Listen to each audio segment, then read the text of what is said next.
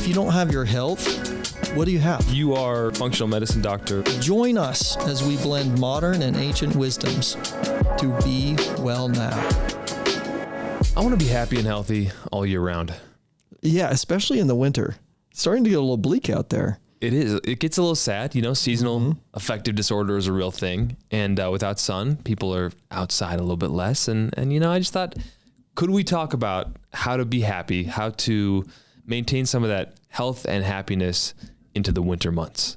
Right. It would be a really good idea to see if we could come up with, Nick, if we could pull out of our hat of tricks. You think it's possible? Strategies for health and happiness during the winter. How about 5 strategies? Dr. Ron Dummar, functional medicine doctor with a background in Chinese medicine, acupuncture, and physical medicine. It's almost like I just had that kind of scripted in my head. Yeah, it was brilliant. Well said. I love that. Just one sentence, boom, get the biography down. I'm your curious patient and friend, and we've been doing this podcast for about a year, and it's hopefully resonating with you. So if you want to support the channel, we would love it for you to just listen. That's number 1. Number 2, if you're finding value, subscribe. And give us a 5-star review on your favorite podcast platform. But anyway. And share it with your best friend. Look, days are getting shorter. Temperatures are dropping. And I myself can get moody. I'm a moody guy. All right. So I guess what's just a natural way to boost happiness? Well, generally, a natural way to boost happiness is sun exposure. To just get outside. All right. So that's probably number 1, is to embrace the outdoors. Really just... whether it's cold, whether it's hot, whether it's, regardless what the temperature or the weather is like, can you embrace the outdoors? I think a short walk around my neighborhood is such a fascinating life hack, because I will tell you, a short walk, I never feel worse when I'm back. Never. Yes. And one of the interesting things, we'll talk about this a little bit later too, but the thing about the short walk is it also can help you to engage a little bit more in your community.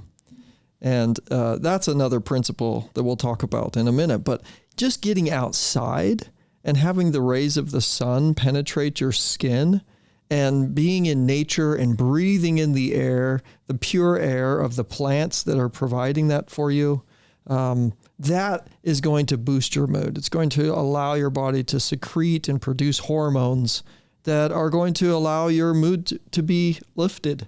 And so that's something we've all got to make time for. So even if you're not in shape, if you're worried about your own physical fitness, whatever, just getting outside, whether it's freezing out or hot out, you're talking about embracing the outdoors, and vitamin D is a big thing.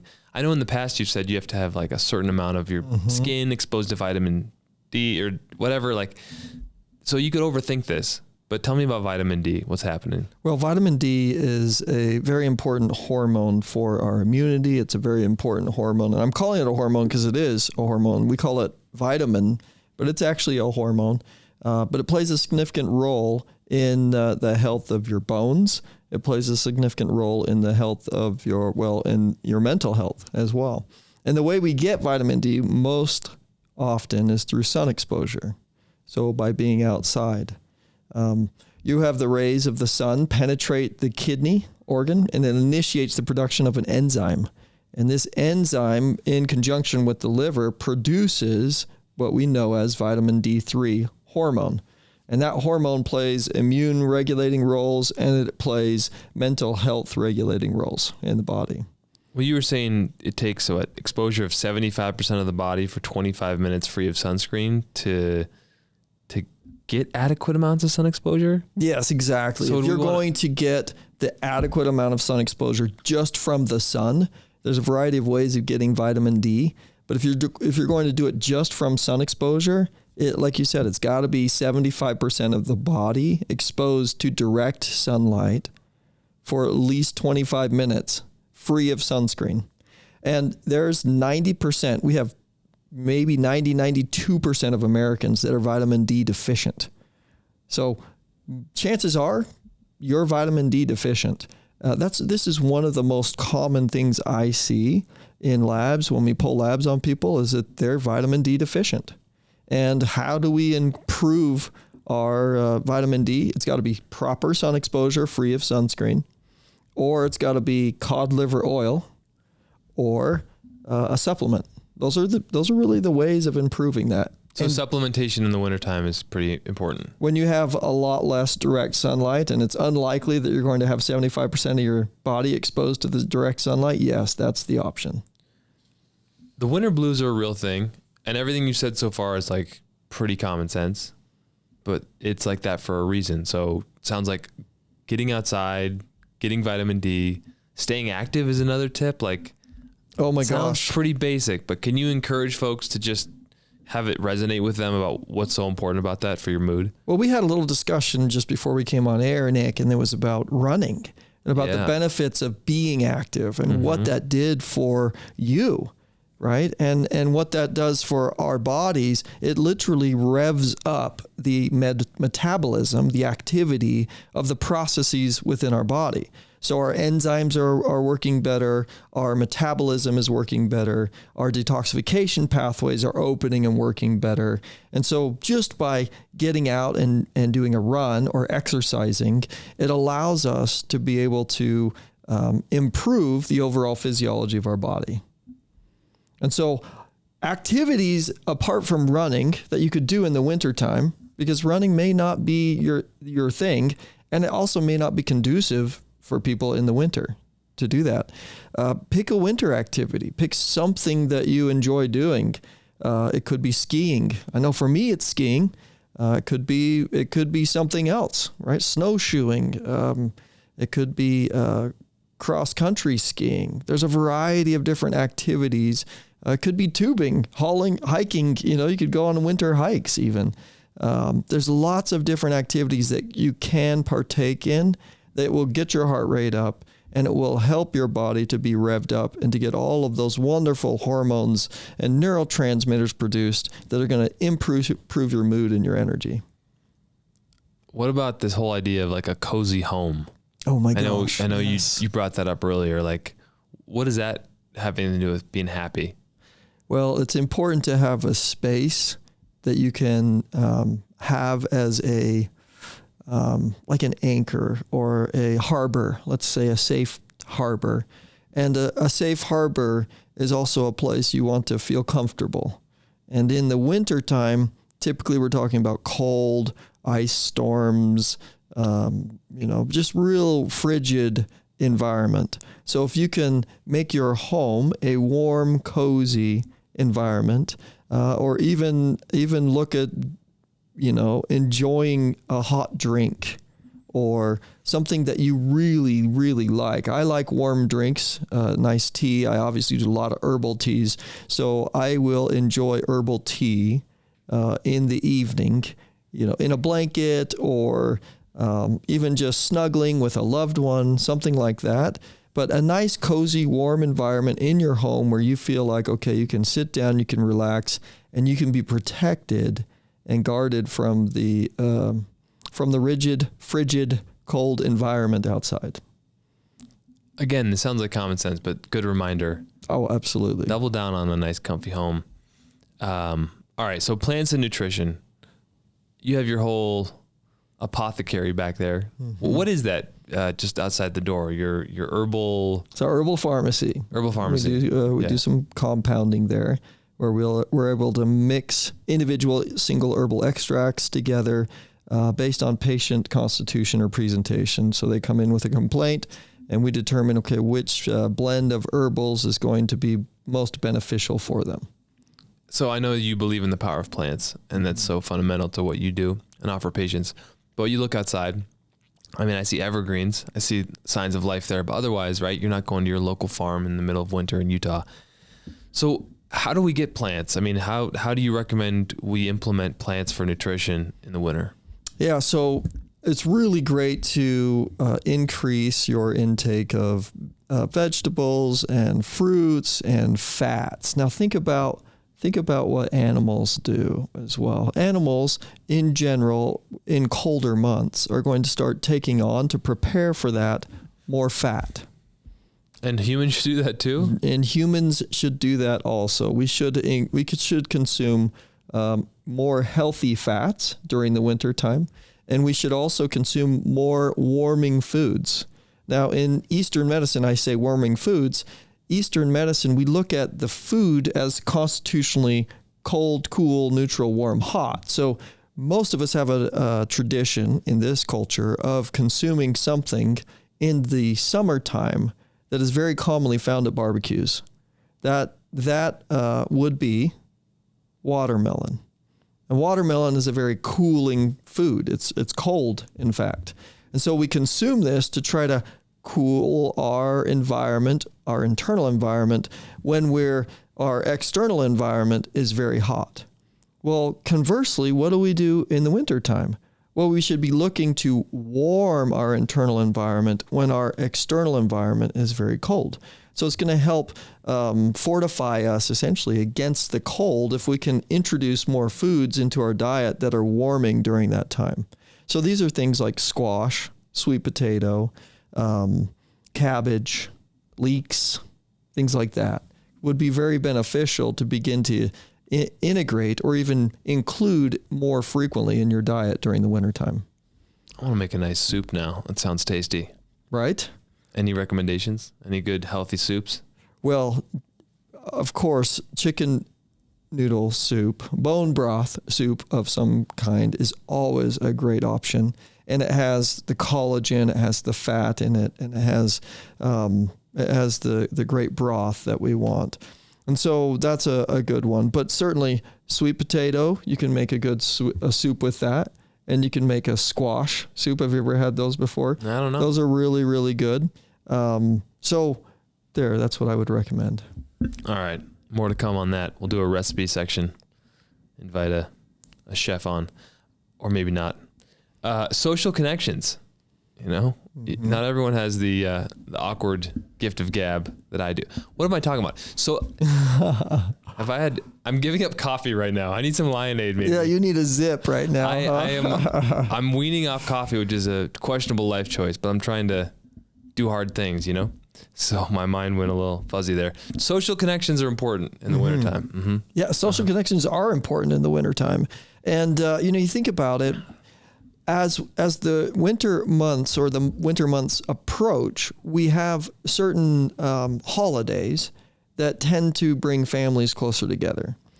Families coming closer together, I think family time holidays tend to be in this country around Thanksgiving and Christmas. Right. In our culture. Yep. I think those are considered the biggest family time holidays among all the holidays. And obviously we do have barbecues and fun things that happen in the summertime, but those traditionally reserved for family and social interaction, it's the holidays, and including somebody who might not be included, or bringing somebody into your home maybe to befriend them.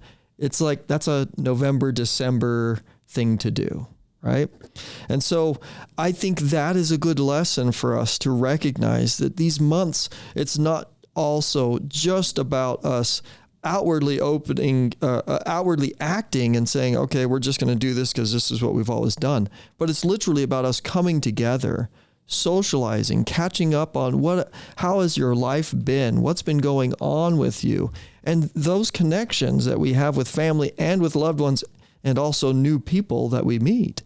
We establish those connections, and they contribute significantly to our state of well-being. Yep. Social connections, whether it's just a spouse or if it's an entire extended family, social connections matter, and they will lift your mood. You spend time at family events or social settings talking about fun and interesting things that happen to you, right? Or so, are you saying you should double down on this, maybe, or yes, phrase, but focus on maybe if there's one thing you can do.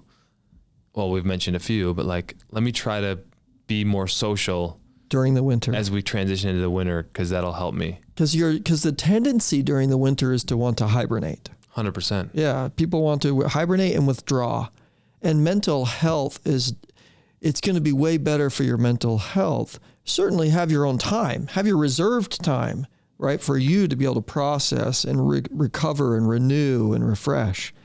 But you need to engage socially, and especially during the winter time, because it's a time that draws us away. So it's a time that's drawing us completely in on our own. And just like if you imagine what cold does, Cold typically is withdrawing, constricting, contracting.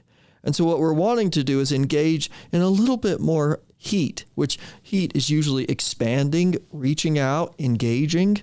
And so heat type of activities or warming type of activities, just like warming type of foods that we've talked about, we want to be engaging a little bit more in that. That will literally warm our soul. That makes so much sense. One thing that helps a lot for me is just a little bit of silence in the morning. Mm-hmm. You know, mindfulness can be real helpful. Is that something you think can benefit mental health? Well, you and I have talked about this a lot, Nick, and I think you're becoming quite a master at this. I've been really impressed listening to how you're engaging in all of these tips and tricks that you're being introduced to. I'm really impressed. Master, I feel like that's a dangerous word. I feel like a student in the most beginning sense. But yes, I've been doing it now for a while. Yes, you've been doing it for a while, and it's been fun to hear about you as you advance in your participation of it. Yeah. And I would call your experience and your shared experience a point of mastery for sure. And I would say you're still a student. Or I'm still a student. Don't you always want to be a student? I'm a student. And it's like so interesting because I don't feel like a master of my mind, and I don't think you ever become one. Yeah, no, but with practice, it helps. You've created a pattern of mastery, and I hope you recognize that. Oh. You're doing a great job. Well, thank you. So mindfulness, though, this pattern of meditation or creating a space, creating your day. What do I want it to look like? How do I want things to feel? Going through a process, starting my day reading a really good book, right? Doing yoga, even just deciding to focus on having a positive mindset. The glass is half full, not half empty. There's so many different things that are going to be beneficial for you. What happens in November? It's coming up here soon. But what happens in November is Thanksgiving. And something that it will help the heart and will help the soul is to exercise gratitude, to recognize how grateful you are for the things around you. So take a moment to recognize and be grateful for everything that you have. That doesn't mean that you can't still go achieve and desire to have more or to build more, to expand. That's fine. But what I'm saying is November is a fantastic, Thanksgiving is an incredible reminder to be grateful. How important gratitude is to mental health. We've talked about that before. I mean, just starting to try to run again. And I was thinking, I'm like, just the fact that my body can move continuously for more than like 2 minutes. I'm like, how grateful am I for this? Like some people can't walk. Some people have serious ailments. I'm like, the fact that I can walk sometimes and I don't have to think about it. Like just those little moments of gratitude are just like, they don't always like push me through the day and like I'm good or whatever, but they certainly are nice to try to intentionally focus on is gratitude. Absolutely. And what I know is that when I exercise gratitude, when I focus on the things that I'm grateful for, I recognize how much I begin to recognize how much impact my simple actions have on the world around me. It's so easy for us to think that we're just a blip and that what we do doesn't matter. And there is a level of truth to saying that the world will continue without us. There is truth there. But there is also an immense amount of truth in that your thoughts, your words, your actions, and your deeds matter. And they matter in a big way. They matter to your neighbor. They matter to a loved one. They matter to a friend. And so we should exercise ourselves in a way. We should orient ourselves in a way to be able to do the things that matter during these times when we have a tendency to want to withdraw. We can reach out. We can be mindful. We can be grateful. And then we can also reach out and be social. We were overlooking the reservoir. We went on a little hike yesterday or a couple days ago, my kids and I, and there was this boat and we were looking at the wake. And I was talking to Max and I was like, that kind of looks like a human. And that wake behind them is they may not realize how big of an impact they have, but you just watch it stretch. In the scope of the whole water, that wake looks pretty big as the boat goes by because it doesn't go away right away. And you're just like, look at all the impact that person has. You could think of it sort of like a metaphor that way. We probably don't realize how significant we are. Yeah, it's expansive. And like you're saying, with that analogy, that wake, it just continues to widen and get bigger, and the influence spreads and grows, just like our influence on this podcast. Oh, what a great way to bookend or to tie it all up. I don't know if bookend's right. Storytelling, you start with one thing and then you end with the same thing. But I think it's just a nice way to end the podcast. Hopefully these make a difference. We hope folks out there are staying warm, getting social, and being joyful. Woo-hoo. Deservedly. Reach out to a friend, everyone. Reach out to a friend. Invite someone into your home, into your space. Make a warm, cozy space. Get some vitamin D. And when you say this word namaste, what does it mean? Namaste. I honor the divine within you. Namaste.